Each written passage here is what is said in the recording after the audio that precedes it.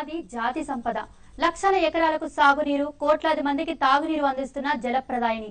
రాష్ట్రానికి 30% విద్యుత్ వెలుగులు అందించే స్వర్గధామిని. అలాంటి ప్రాజెక్ట్ ఇప్పుడు డేంజర్ లో పడింది. ఉన్నతాధికారుల నిర్లక్ష్యం కారణంగా ఎప్పుడు ఏ ప్రమాదం జరుగుతుందో తెలియని పరిస్థితి.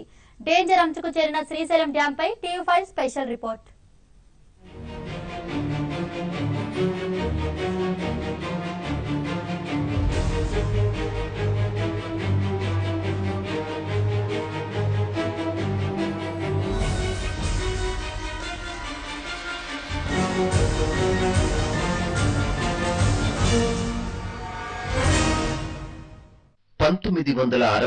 లో అప్పటి ప్రధాని జవహర్ లాల్ నెహ్రూ చేతుల మీదుగా ప్రారంభమైన బహుళార్ధక సాధక ప్రాజెక్టు కర్నూలు జిల్లాలోని శ్రీశైలం డ్యాం. జాతి సంపదగా ఉన్న ఈ ప్రాజెక్టుకు ప్రస్తుతం ప్రమాదం పొంచి ఉంది. 1998లో దాదాపు 10 లక్షల క్యూసెక్కుల వరద నీరు ఒక్కసారిగా ముంచెత్తింది. దీంతో కుడిగట్టు జల విద్యుత్ కేంద్రం నీట మునిగి భారీ నష్టం వాటిల్లింది. ప్రాజెక్టు కింది భాగంలోని రైట్ ఎండ్ నుంచి లెఫ్ట్ ఎండ్ వరకు ఉండే ప్రధానమైన అఫ్రాన్ అంటే కింది భాగం దెబ్బతింది. దాదాపు 10 కోట్ల మరమ్మతులు చేయించారు.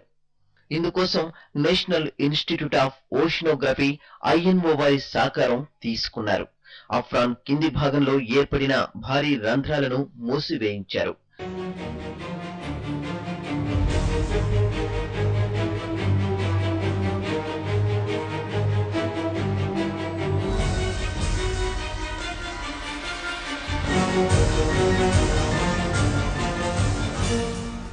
ఇక 2009లో అంతకంటే పెద్ద ముప్పే వచ్చి పడింది.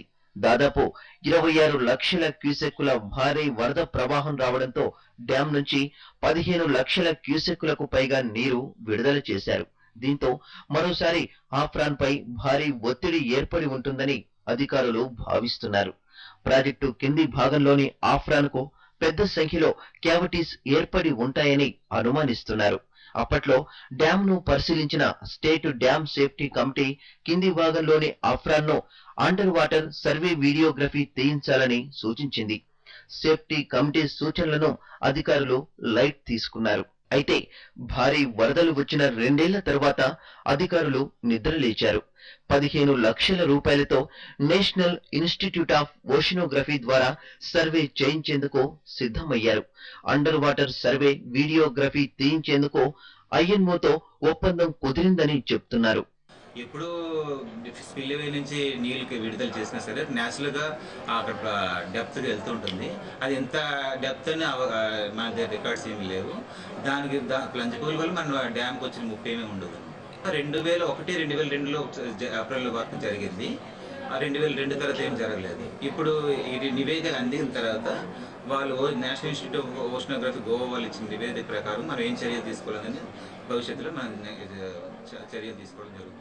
ప్రాజెక్టు కింది భాగంలోని అఫ్రాన్ కు భారీగా డ్యామేజ్ జరిగితే శ్రీశైలం డ్యాం కు పెద్ద ప్రమాదం పొంచి ఉన్నట్లేనని అధికారులు ఆందోళన చెందుతున్నారు.